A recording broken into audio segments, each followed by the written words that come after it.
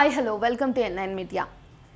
నరేంద్ర మోడీ నాయకత్వంలోని BJP NDA ప్రభుత్వం మూడో దఫా పాలన తొలి ఏడాది పూర్తి చేసుకుంది.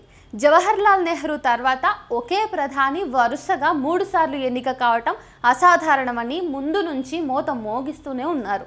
ఇందిరాగాంధీ తర్వాత ఉక్కు ప్రధాని మోడీయేనని చెబుతూనే మరోవైపున ఆమెతో పాటు నెహ్రూను కూడా పక్కన పెట్టి ఈయననే ఊరేగించే భారీ పథకం నడుస్తూనే ఉంది. నెహ్రూ హయాంలో తప్పప్పులు ఏమున్నా నవభారత నిర్మాణానికి స్వావలంబనకు అలీన విధానానికి పునాదులు పడ్డాయనేది మాత్రం నిర్వివాదాంశం. ఇందిరాగాంధీ ఏకపక్ష ధోరణి ఎమర్జెన్సీతో పరాకాష్ఠకు చేరటం వాస్తవమే అయినప్పటికీ దేశాన్ని స్వావలంబనతో నిలబెట్టడంలో ఆమె పాత్ర కాదనలేనిది. ఆ కాలంలో భారతదేశ అంతర్జాతీయ ప్రతిష్ట కూడా సమున్నతంగా ఉండేది. అందుకే మొన్న పాకిస్తాన్పై ఆపరేషన్ సింధూర్ హఠాత్తుగా అమెరికా అధ్యక్షుడి అస్పష్ట పాత్రతో కాల్పుల విరమణ జరిగిందన్న సమాచారం భారతీయులు జీర్ణించుకోలేకపోతున్నారు. దీనిపై పూర్తి వాస్తవాలు చెప్పేందుకు ప్రత్యేక పార్లమెంటు నిర్వహించడానికి మోడీ సర్కార్ సిద్ధంగా లేదు. అయినా ఆయన విశ్వగురు అని ప్రపంచాన్ని లోబరుచుకున్నారని ప్రచార ఆర్భాటం మాత్రం ప్రహసనప్రాయంగా సాగుతుంది. ఎన్డీఏ భాగస్వాములుగా కీలక మద్దతుదారులుగా ఉన్నందువల్ల ఏపీ ముఖ్యమంత్రి చంద్రబాబు నాయుడు వంటి వారు కూడా ఈ ప్రచారానికే వంత పాడాల్సి వస్తోంది. పాలస్తీనా గాజా ప్రాంతంపై ఇజ్రాయిల్ సాగిస్తున్న మారణ హోమంతో పాటు ఇరాన్పై ఘోరమైన దాడికి పాల్పడుతున్నా ప్రశ్నించగల సత్తా మనకు లేకుండా పోయింది. మోడీకి ప్రపంచ పలుకుబడి గురించి పరవశించి చెప్పుకోవడమే గాని ఆ దాడి నడిపిస్తున్న యూదు జాత్యాహంకార నేత నేతన్యాహు ఫోన్ చేస్తే మోడీ గట్టిగా శాంతికాంక్షను చెప్పలేకపోయారు. అయినా సరే మోడీ విశ్వగురువేనని నమ్మబలుకుతున్నారు. 4వ అతిపెద్ద ఆర్థిక వ్యవస్థగా ఆవిర్భవించినటువంటి భారతదేశం మోడీ నాయకత్వంలో ప్రపంచ శక్తిగా ఎదుగుతోంది కనుక అమెరికా హడలిపోతున్నదని విచిత్ర భాష్యాలు చెప్తున్నారు. ఇరుగు పొరుగు దేశాలతోనూ దక్షిణాసియా దేశాలతోనూ సంభాషణలు జరపకుండా సుదూర దేశాలకు ఆలస్యంగా అఖిలపక్ష బృందాలను పంపించి దౌత్య విజయాలు సాధించామని వేడుకలు చేసుకుంటున్నారు. సరిహద్దు సమస్యలు ఉన్నప్పటికీ భారతదేశంతో నిర్మాణాత్మకమైన సాధారణ సంబంధాలు పెంచుకోవడానికి సంసిద్ధం అంటున్నది చైనా మాత్రమే. దాన్నే ప్రధాన శత్రువుగా చూపించేందుకు సంఘ్ పరివార్ చేసిన ప్రయత్నాలు, అమెరికా ఎగదోతలు విఫలమై ఇప్పుడు రక్షణ మంత్రి రాజ్నాథ్ సింగ్ ఆ దేశానికి వెళ్తున్న పరిస్థితి. ఒక్కసారి వెనక్కి తిరిగి చూసుకుంటే ఇదంతా భారతదేశంలో కండ్ల ముందు జరుగుతున్న తలకిందుల వ్యవహారంలో భాగమేనని ఇట్టే అర్థమవుతుంది.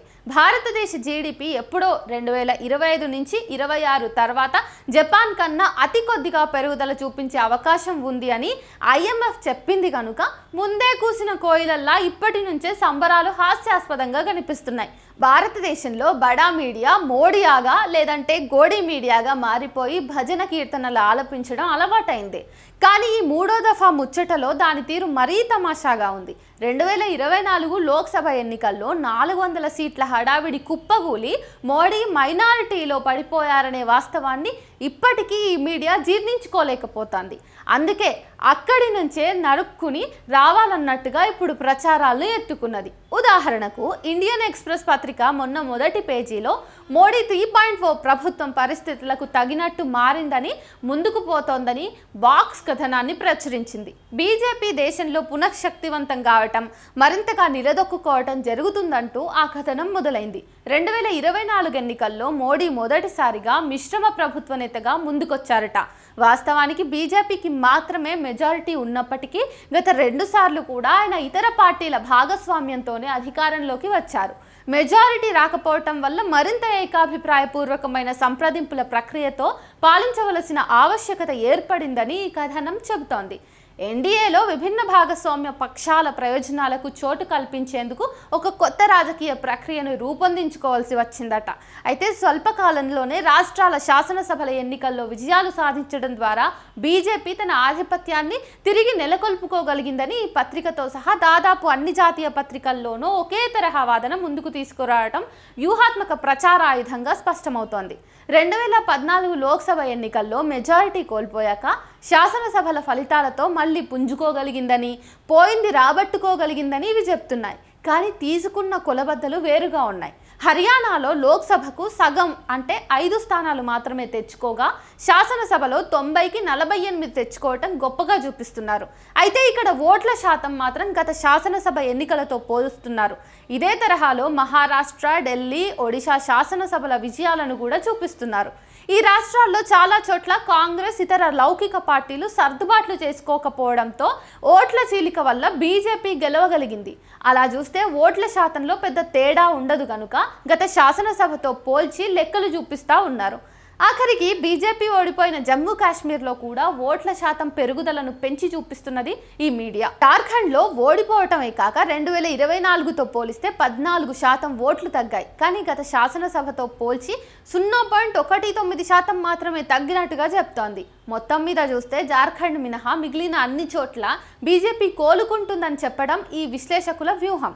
పైగా దీన్ని మరో విధంగా తక్కువ ఓట్లతోనే ఎక్కువ సీట్లు తెచ్చుకోగల బీజేపీ ప్రజ్ఞగా చిత్రిస్తోంది. చాలా ఇంగ్లీష్ పత్రికల్లో స్పాన్సర్డ్గా కనిపించే స్వరాజ్య సంపాదకుడు ఆర్ జగన్నాథన్ మోడీ 11 ఏళ్లలో 11 మార్పులు అని ఓ జాబితా ఇస్తూ తికమక పరిచే వ్యాఖ్యలు చేశారు. నెహ్రూ హయాంలో కూడా కాంగ్రెస్ రాష్ట్రాల స్థాయిలో హిందూ పార్టీగా ఉండేదని, ముస్లింలను ఆదుకుంటూ మద్దతు పొందేదని, మోదీ కూడా అదే విధంగా అనుసరిస్తున్నాడని ఈయన చెబుతున్నారు. మోడీ ఘనత దేశంలో మతపరమైన అస్తిత్వాన్ని నెలకొల్పడమే గాని మైనారిటీల ప్రతిపక్షం వైపు మొగ్గకుండా చూశారని చెప్తున్నారు. అంతేకాదు వక్ఫ్ బిల్ ద్వారా బీజేపీ తాను హిందుత్వ విధానాలకే కట్టుబడి ఉన్నట్టుగా మైనారిటీలు ఈ మార్గానికి రాక తప్పదని సంకేతాలు ఇవ్వడం మరో ప్రత్యేకత. జగన్నాథన్ చెబుతున్న మూడో లక్షణం మరింతగా చెప్పుకోవాల్సింది. దేశంలోనే మొదటిసారిగా బీజేపీ ఒక రాజకీయ పార్టీని కార్పొరేట్ పద్ధతిలో నడపవచ్చునని, అగ్రనాయకుడు సీఈఓ లాగా ఉంటే కార్యకర్తలు ఉద్యోగులుగా, అలాగే సామాన్య ప్రజలు సభ్యులుగా కనిపిస్తున్నారని ఏదేదో వర్ణించారు. పైనుంచి కిందకు ప్రమోషన్లతో వినియోగ సరుకుల తరహాలో రాజకీయాన్ని నడిపిస్తున్నట్టుగా మనం అర్థం చేసుకోవచ్చట. మోదీ దెబ్బకు భయపడటం వల్లనే అన్ని పార్టీలు ఉచితాల కోసం సిద్ధమైపోయాట. రాజకీయ ప్రతికూలత ఉన్నప్పటికీ ఆర్థిక సంస్కరణలను, కార్పొరేట్ తరహా నిర్ణయాలను ఆయన ఎలాగో కొనసాగించగలరట. కానీ ధనిక రైతుల ఆందోళన వల్ల వ్యవసాయ రంగంలో చేయలేకపోయారట. పైన మోడీ అతి బలమైన నాయకుడిగా ఉన్నప్పటికీ రాష్ట్రాలలో యోగి, ఫడ్నవీస్, హిమంత బిశ్వాస్ వంటి బలమైన నాయకుల ఓట్లు పొందే పరిస్థితి కనిపిస్తోందట. తమిళనాడులో అన్నామలై కూడా ఈ కోవలోకే వస్తాడట. ఈయన చెప్పే 7వ అంశం జాతీయవాదాన్ని రాజకీయాల్లో మోడీ బలమైన అంశంగా ప్రవేశపెట్టగలిగారట. ప్రధానమంత్రి కార్యాలయం చాలా శక్తివంతంగా తయారైందట. ఈ కారణంగా మొన్నటి ఎన్నికల్లో బీజేపీ మంచి ఫలితాలు సాధించలేకపోయినా ఆర్ఎస్ఎస్ ఉపయోగించుకుని మళ్ళీ పుంజుకుంటున్నదట. మోదీ, అమిత్ షాల రూపంలో ఒకరికి ఇద్దరు నాయకులు ఉండటం చాలా ఉపయోగకరంగా తేలిపోయిందట. ఈ ద్వయాన్ని ఆయన నెహ్రూ, పటేల్, వాజ్పేయి, అద్వానీ, మన్మోహన్, సోనియా గాంధీలతో పోలుస్తున్నాడు. ఉచితాలు పెరిగిపోవటంతో ప్రభుత్వాలు వ్యాపార వర్గాలకు అనుకూలమైన సంస్కరణలు చేయటం, చట్టాలు తేవటం కష్టంగా మారిందట. మోడీ సర్కారుకు అనుకూలంగా 10 అంశాలు చెప్పిన జగన్నాథన్ చావు కబురు చల్లగా చెప్పినట్టు అసలు విషయం ఆఖరులో సెలవిస్తున్నాడు. ఉద్యోగాల కల్పన అనే అతి ప్రధానమైన జాతీయ సవాలు మోడీ పాలనలో అలాగే ఉండిపోయిందని ఒప్పుకోవడం కొసమెరుపు. ఒకే పార్టీ ప్రాబల్యం ఉండటం వల్ల రాజకీయ ఏకాభిప్రాయం అన్నది అసాధ్యంగా మారిందట. మోడీ పాలన అసలు సమస్య కూడా ఈ పొగడ్తల్లోనే మనకు అర్థమవుతుంది. మెజారిటీ కోల్పోయిన బీజేపీ ఆధిపత్యం నిలబెట్టుకోవడానికి తంటాలు పెడతా ఉన్నది. వక్ఫ్ బిల్లు వంటివి కేవలం బీజేపీ, సంఘ్ పరివార్ మత రాజకీయాల మేరకే ఆమోదం పొందుతున్నాయి.